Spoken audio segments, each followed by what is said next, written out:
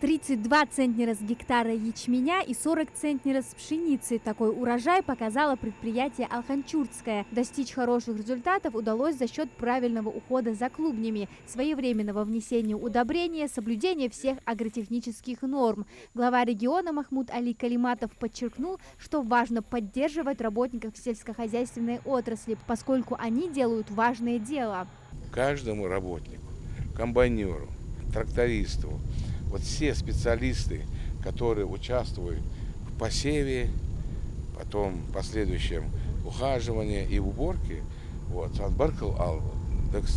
потому что это для нас, для республики, мы себя должны обеспечить. Мы уже обеспечиваем зерном, мясом обеспечиваем, и КРС, и это, республику. Какие бы дороги, какие бы объекты мы ни строили, а кушать хочется всегда.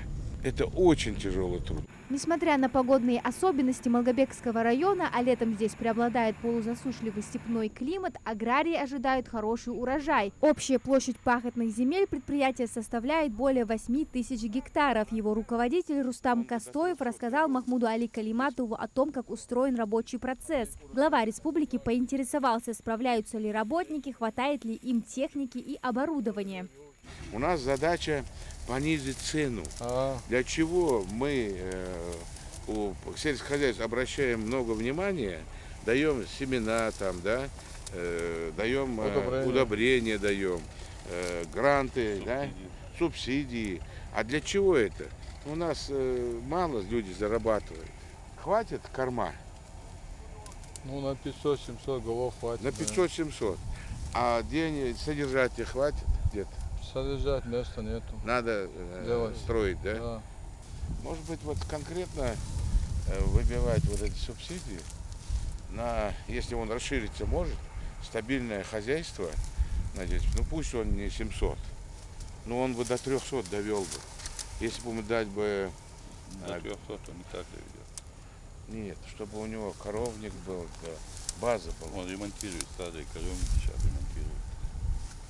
Следующая остановка – сельскохозяйственное предприятие «Беркат». Еще 5 лет назад в Ингушетии в Гупах аграрии не занимались овощеводством в таких масштабах, как сейчас. И, к примеру, борщевой набор завозился из других регионов. Сейчас же местное сельское хозяйство активно заполняет ими родной край. Здесь посеяли овощи на более чем 25 гектарах. У тебя сколько ты гектаров ориентируешься, если все нормально будет в среднем зерновых? Все в зерновых сколько? В среднем 33-35. Я имею в виду общий тоннаж. Ну, общий тоннаж где-то 1500. 1500 тонн. Якая площадь Ашастра? Ну, неважно, 1500 будет. У тебя сколько КРС? 980 голов. Если 1000... Сколько? Сказал ты примерно. 980. Около 980 овец. Ну, 1000 голов. Вот. Тебе сколько дали овец? Вот. Когда мы покупали? 300. 300 дали. Вот ты увеличил их уже по 1000 почти. Да.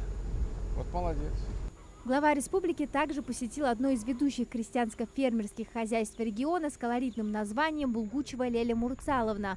Здесь также заблаговременно провели полный объем работ для благоприятного роста урожая, подкормку, удобрений и своевременную обработку почвы. Однако проблема с засухой все равно остается. Махмуд Али Калиматов поинтересовался, как обстоят дела с пожарной безопасностью на объекте. Водоем рядом там сделал, вода же есть, да? Пройди, пусть там рядом еще водоем. Водоем. Чтобы самотеком подними ее, чтобы он там, чтобы не подключать электроэнергию, а просто он выше будет стоять, вот этой бочке, там выше. Хотя больше всего надо песок, потому что водой ты не погасишь.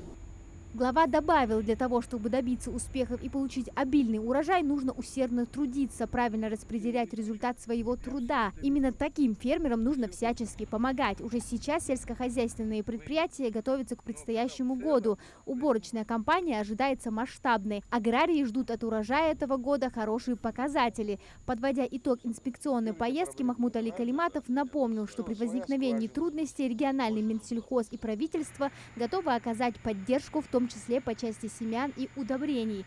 Амина Зязикова, Султан Булгучев, Магаз, 24.